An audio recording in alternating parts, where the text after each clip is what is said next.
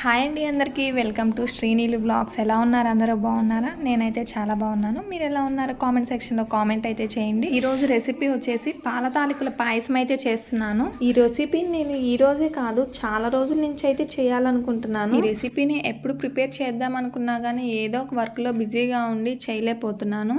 And అలానే ఈ recipe చేసిన తర్వాత కూడా ఈ వీడియో ఎడిట్ చేసి పెట్టడానికి కూడా కొంచెం బిజీ వల్ల లేట్గా అయితే అప్లోడ్ చేయాల్సి వస్తుంది. జనరల్గా పాయసం చేయడం అందరికీ తెలిసే ఉంటుంది, కానీ ఇది కంప్లీట్ డిఫరెంట్గా అయితే ఉంటుంది. అండ్ అలానే టేస్ట్ కూడా చాలా డిఫరెంట్గా ఉంటుంది. టేస్ట్ ఎంత డిఫరెంట్గా ఉంటుందో చేసేటప్పుడు అంటే ఫస్ట్ టైం చేసే వాళ్ళకి కొంచెం డిఫికల్ట్గా అయితే ఉంటుంది. ఎప్పుడో నా చిన్నప్పుడు అయితే తిన్నాను. ఇది రీసెంట్గా సంక్రాంతి పండగకి అమ్మ వాళ్ళ ఇంటికి వెళ్ళుంటే మళ్ళీ ఒకసారి అయితే చేసింది. ఇప్పుడు ప్రెజెంట్ నేనైతే చేశాను. టేస్ట్ అయితే చాలా బాగా వచ్చింది. ఒకసారి మీరు కూడా ట్రై చేయండి. ప్రాసెస్ అయితే స్టార్ట్ చేద్దాం. ప్రాసెస్ స్టార్ట్ చేసే ముందు ఎవరైతే నా ఛానల్ని ఫస్ట్ టైం చూస్తున్నారో ప్లీజ్ లైక్ చేయండి, షేర్ చేయండి, అలానే సబ్స్క్రైబ్ చేయండి. ప్రాసెస్ అయితే ఫస్ట్ నుంచి లాస్ట్ వరకు స్కిప్ చేయకుండా చూడండి. ముందుగా ఒక గిన్నెలోకి 2 గ్లాసుల బియ్యం అయితే తీసుకోవాలి. ఇది సోలా. నేను దీంతో 2 సోళ్ళ బియ్యం అయితే తీసుకున్నాను. ఇవి నీట్గా క్లీన్ చేసుకొని 6 అవర్స్ పాటు నానబెట్టుకోవాలి. నేనైతే ముందు రోజు నైటే క్లీన్ చేసి నానబెట్టి పెట్టుకున్నాను. మీలో ఎవరైనా ఈ రెసిపీ చూసిన తర్వాత ప్రిపేర్ చేయాలి అనుకుంటే ముందు రోజు నైటే నానబెట్టి పెట్టుకుంటే బెటర్. ఎందుకంటే అదే రోజు నానబెట్టి ప్రిపేర్ చేయాలనంటే కష్టము. బియ్యాన్ని నానబెట్టినప్పుడు మూతని కొంచెం వారగా పెట్టుకుంటే బెటర్, ఎందుకంటే స్మెల్ రాకుండా ఉంటాయి. సో ఇలా పూర్తిగా క్లోజ్ చేయడం వల్ల స్మెల్ వస్తాయి. ఇది నెక్స్ట్ డే మార్నింగ్ బియ్యం అయితే బాగా నానిపోయాయి. సో వాటర్ అయితే వేరు చేసేసి బియ్యాన్ని బాగా ఆరబెట్టుకున్నాను. ఈ బియ్యం అనేది మరీ డ్రైగా అవ్వకుండా అండ్ అలానే వాటర్ ఎక్కువగా ఉండకుండా మీడియంగా ఉన్నప్పుడు పిండి అనేది ఆడించుకుంటే బాగుంటుంది. ఇక్కడ నేను బియ్యం ఆరబెట్టేసిన హాఫ్ అన్ అవర్ తర్వాత వచ్చి మళ్ళీ ఇక్కడ చూశాను. సో బియ్యం అయితే బాగా డ్రై అయిపోయినాయి. అంటే నేను చెప్పాను కదా అలా ఎక్కువ డ్రై అవ్వకుండా అండ్ అలానే ఎక్కువ వాటర్ ఉండకుండా. సో నేను ఇక్కడ చూపిస్తున్నాను కదా, మీకు ఎగ్జాంపుల్ చెప్పాలి అని అంటే ఇక్కడ మనం బియ్యం తీసుకునేటప్పుడు చేతితో ఇలా రుద్దేటప్పుడు ఎక్కువ అతుక్కోకుండా అయితే ఉంటాయి. సో ఇలా ఉండడం వల్ల మీకు ఎలా ఉంటే బెటర్ అని అనేది తెలుస్తుంది. సో ఇక్కడ పిండి అయితే ఆడి చేసుకున్నాను.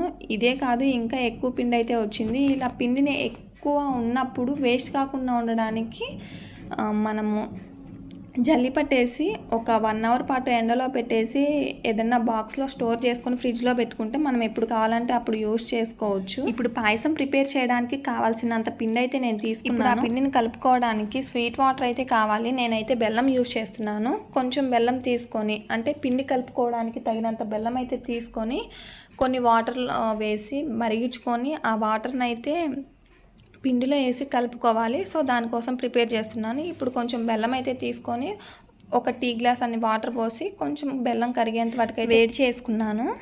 ఇప్పుడైతే మనం తీసుకున్న పిండిలో కొంచెం పిండిని తీసి పక్కన పెట్టుకోవాలి. ఎందుకు అనంటే ఇది మళ్ళీ యూజ్ అవుతుంది. సో దానికోసం అయితే తీసి పక్కన పెట్టాను అనమాట. సో బెల్లం వాటర్ అయితే రెడీ అయిపోయింది. బెల్లం మొత్తం కరిగిపోయింది కాబట్టి ఇది చల్లార్చుకోవాలి. ఇది చల్లారేలోగా ఇందాక చెప్పినట్లు కొంచెం పిండిని అయితే తీసి పక్కన పెట్టుకున్నాం. ఇది ఎందుకో నేను లాస్ట్లో అయితే చూపిస్తాను.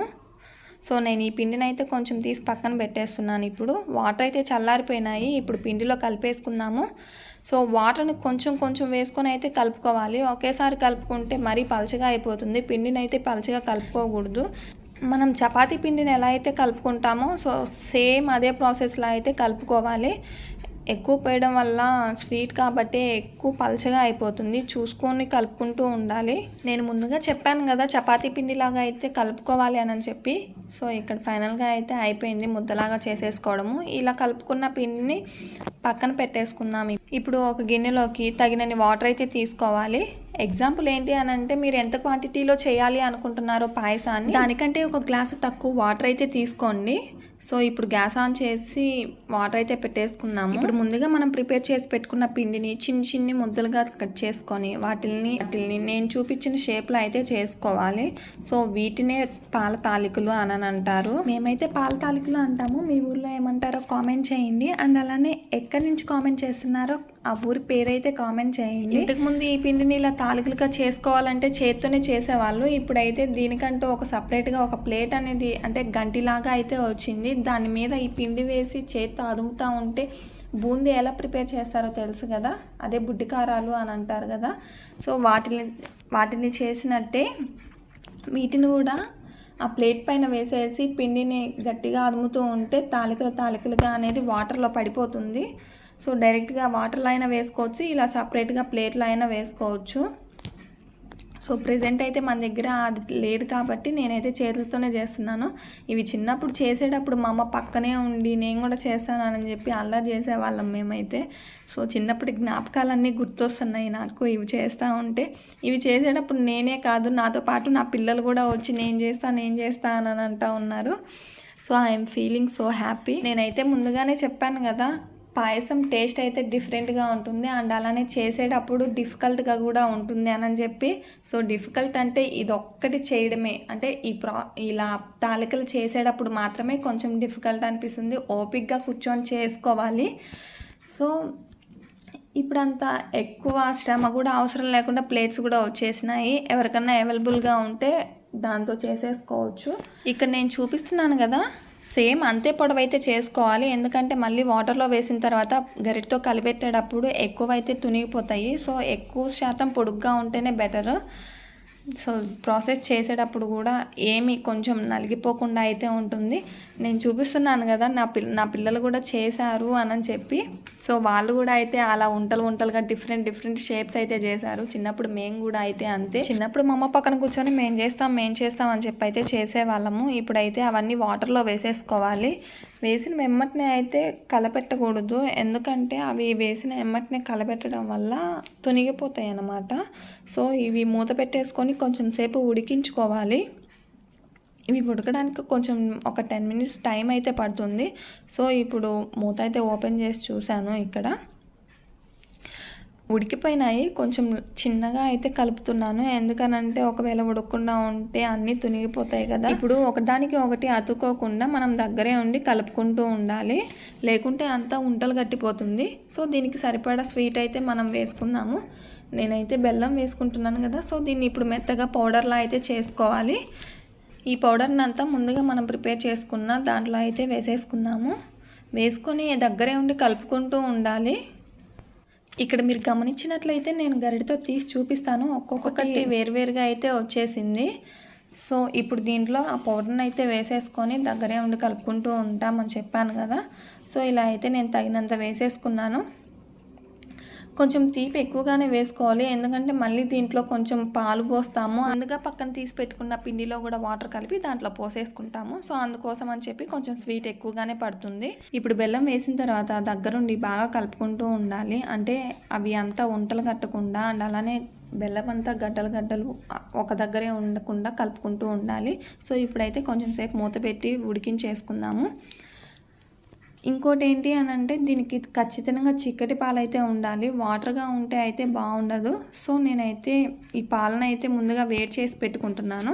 ఇందాక మీకు పిండి అయితే చూపించాను కదా, దీన్ని ఒక గిన్నెలోకి తగినంత పిండి తీసుకొని బాగా పలుచగా కలుపుకోవాలి వాటర్ వేసి. సో ఉంటలు కట్టకుండా అయితే ఉండాలి, ఉంటలు కడితే మళ్ళీ ఇబ్బంది అవుతుంది.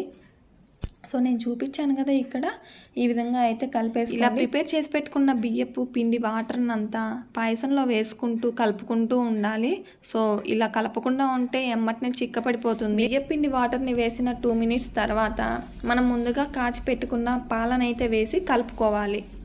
పాలను ముందుగానే మనం మరిగించి పెట్టుకున్నాం కాబట్టి ఎక్కువసేపు అయితే ఉడకాల్సిన అవసరం లేదు. ఒక 2 minutes పాటు ఉడికించుకొని దింపేసుకుంటే సరిపోతుంది. ఈ పాయసం మొత్తం కొంచెం పలచగానే ఉంటే బాగుంటుంది, ఎందుకంటే చల్లారిన తర్వాత మళ్ళీ చిక్కపడిపోతుంది ఎక్కువగా. సో అందుకని చెప్పి నేను కొంచెం పాలు ఎక్కువగానే పోస్తున్నాను. ఇలా పాలు పోసిన తర్వాత బాగా కలుపుకుంటూ ఉండాలి. మీరు చూసారు కదా ఇక్కడ నేను ఎంత పలచగా చేశానో. సో ఇలా పాలు పోసిన తర్వాత పలచగా అయితే అయిపోతుంది. సో దీన్ని ఒక 5 minutes పాటు బాగా ఉడికించుకోవాలి, పాలల్లో బాగా ఉడుకుతుంది. ఇక్కడ మెయిన్ పాయింట్ ఏంటి అని అంటే పాలల్లో ఎక్కువ ఉడకపెట్టుకోవాలి. సో ఇలా ఉడకడం వల్ల మంచి టేస్ట్ అయితే వస్తుంది. సో ఇప్పుడైతే ఇలాచీ పౌడర్ వేసేసుకుందాము. వీలైతే కొంచెం కొబ్బరి తురుము, ఎండు కొబ్బరి తురుము కానీ పచ్చి కొబ్బరి తురుము కానీ అయితే వేసుకోవచ్చు. నాకైతే ఇష్టం లేదు కాబట్టి నేనైతే వేయలేదు. ఫైనల్గా ఒకసారి బాగా కలిపేసుకొని గ్యాస్ అయితే ఆఫ్ చేసేసుకుందాము. నేను చూపించాను కదా ఏ కన్సిస్టెన్సీలో అయితే వచ్చిందో. సో ఆ విధంగా వస్తే చాలు. పాల తాలికల పాయసం అయితే రెడీ అయిపోయింది. టేస్ట్ చూసి చెప్తాను ఎలా వచ్చిందో.